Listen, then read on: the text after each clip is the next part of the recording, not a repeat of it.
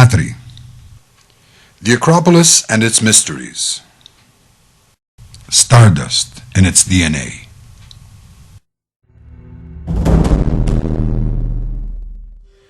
As Don Giuseppe Capone said, "We live on an Acropolis which belongs to the sky in its shape."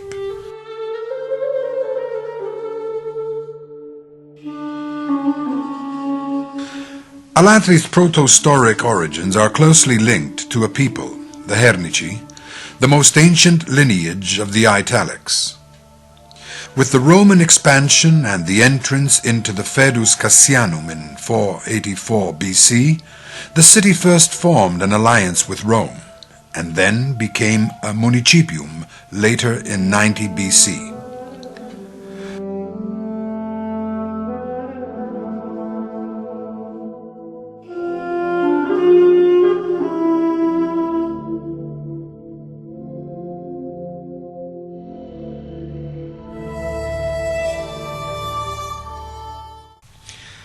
Huddled within the circles of its walls on top of a high hill, Alatri's historic center has kept ancient Alatrium's complex layout intact from the past.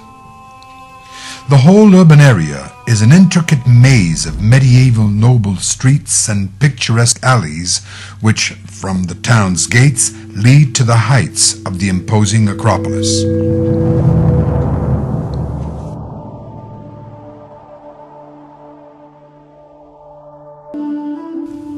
I discovered the triple-bound stone, which I call Templum, with Professor Gianni Boezzi in August 2008.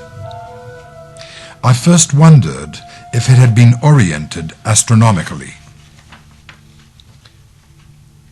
I verified it was so, by means of a compass. Having set a gnomon in the center of the Templum, at dawn on the 23rd of September, its shadow was projected along the diagonal of the Templum. I believe that in daytime it functioned as a solar chronograph and as a meridian.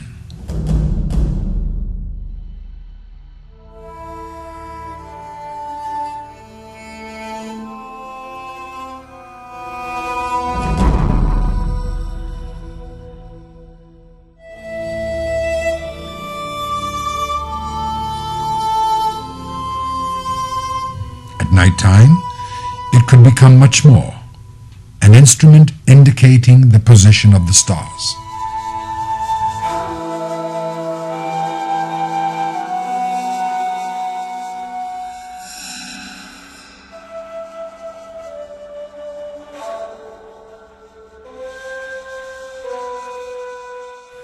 My assistant, Antonella Mangiapelo, noticed a detail which everyone had missed on first analysis.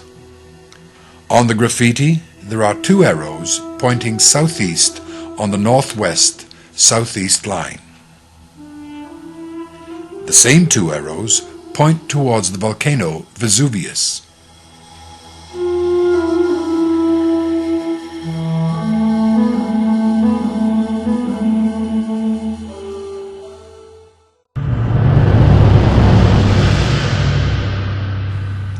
The volcanic explosion on the island of Santorini has recently been dated to 1610 BC. The sky was darkened for years. Could it be so improbable that a population from Hattusa in the Hittite world reached Alatri following the movement of the sun right to the point where it found its former sky?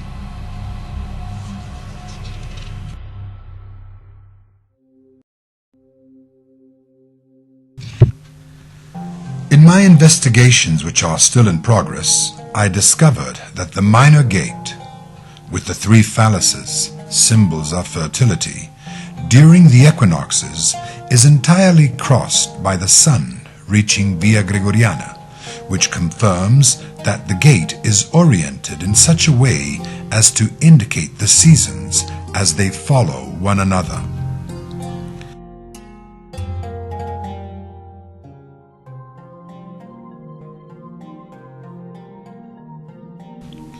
The number 3 is present in two important places of the Acropolis.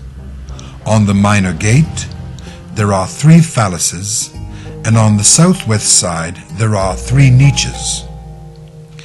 After many nighttime examinations looking upward from the minor gate, I discovered that in the area visible at the end of the stairway, behind the wall of the bishopry, there are 3 stars which are part of the belt of Orion.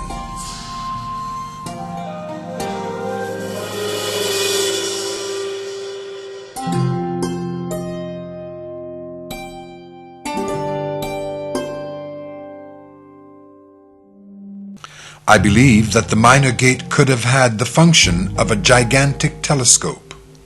And if this were true, why not imagine the whole Acropolis as an astronomic observatory? This would convalidate the hypothesis of our templum as being an astronomic instrument. For what concerns the archaeo-astronomical relations of the Acropolis of Alatri, the outlay of the megalithic wall is an irregular polygon built on the basis of an idea.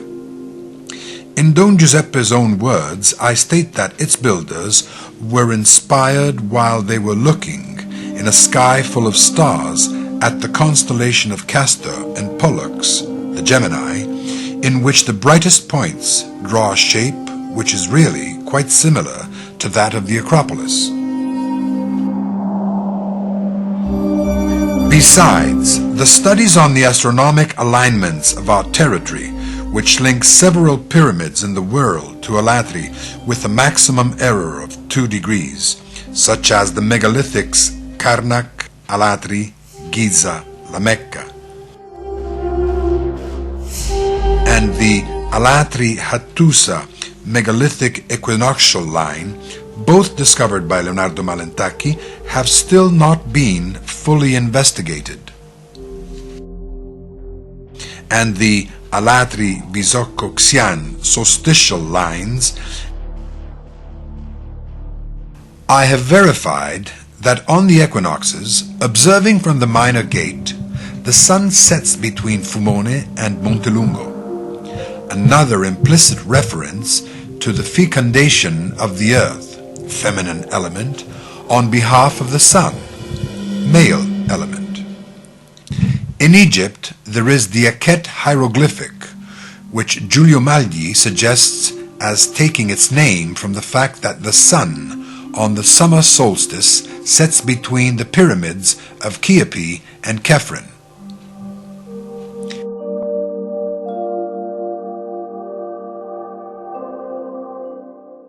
I'm wondering whether, with all these symbologies clearly referred to fertility, we might not reconsider the interpretation of the bas relief at the basis of the southeast corner of the Acropolis, which seemed to be a bull, a winged sun, an eagle, or something else. Considering that on the 21st of March the sun enters the sign of Aries, might it be an Aries, which among the Egyptians was the symbol of the female genital organ? It must have some symbolic meaning, since a similar map can be found inside the major gate high on the right. Since it is engraved in the stone on the right of both entrances to the Acropolis, the most probable hypothesis at the moment is that it was an element of wishing well, in the shape of a liver, which in ancient times was the symbol of courage, or the element used in prophetic practices. Furthermore, for the first time, I noticed that the opening immediately on the left of the minor gate forms an ogival arch like the one in Mycene or the polygonal one in Arpino, a particular already pointed out by the architect Giovenale in 1895, but never publicized.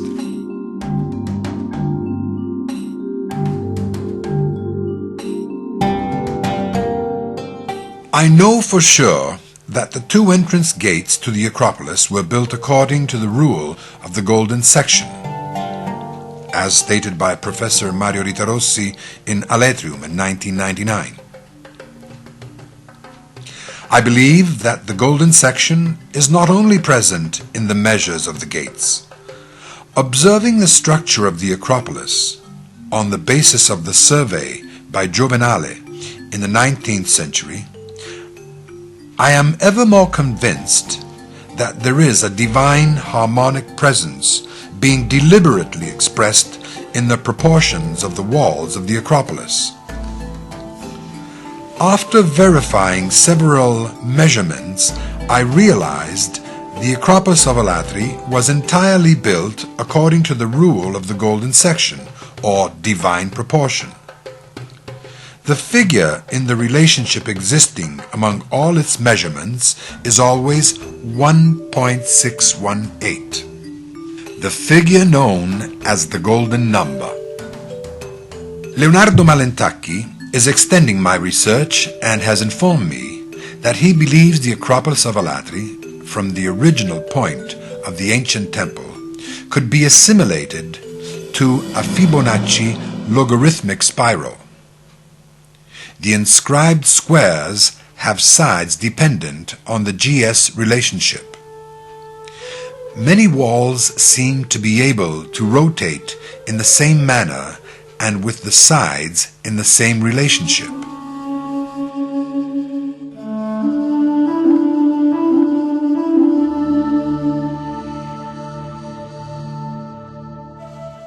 In the meantime, while carrying out an inspection with Gianni Boezzi to verify the possibility of continuing a documentary on Don Giuseppe's theories, we noticed that the little gate jambs on the southeast outer perimeter wall are lion leg shaped.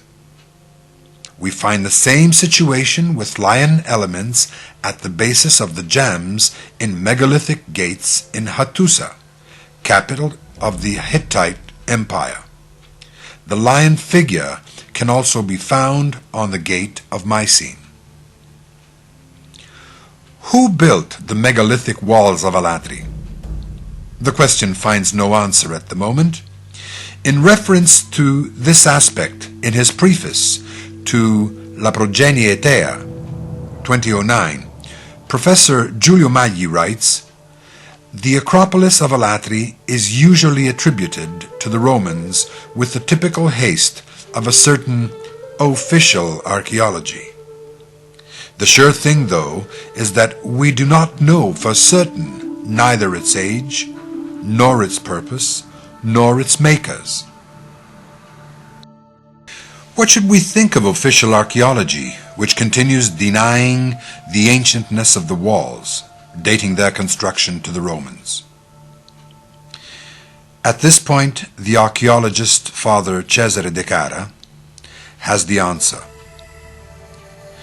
The Pelasgic cities in southern and central Italy must belong to an age preceding the historic age of the Hellenics, since their architecture was totally different, both in the quality of the stones, usually bigger and sometimes even enormous, and in the shape. From this consideration alone, one can debate the foolishness and ignorance of those who assert that the Romans built the so-called Pelasgic cities in Latium. The builders of the Acropolis of Alatri might have come from Hattusa, the capital city of the Hittite Empire. They were certainly well learned in the astronomy of the Egyptian and Mycenaean cultures. They may have transmigrated to our land, which was quite similar to theirs in relation to the vision of the sky, since it was at the same latitude. In the construction of the Acropolis, they probably were inspired by the constellations of Orion and Gemini.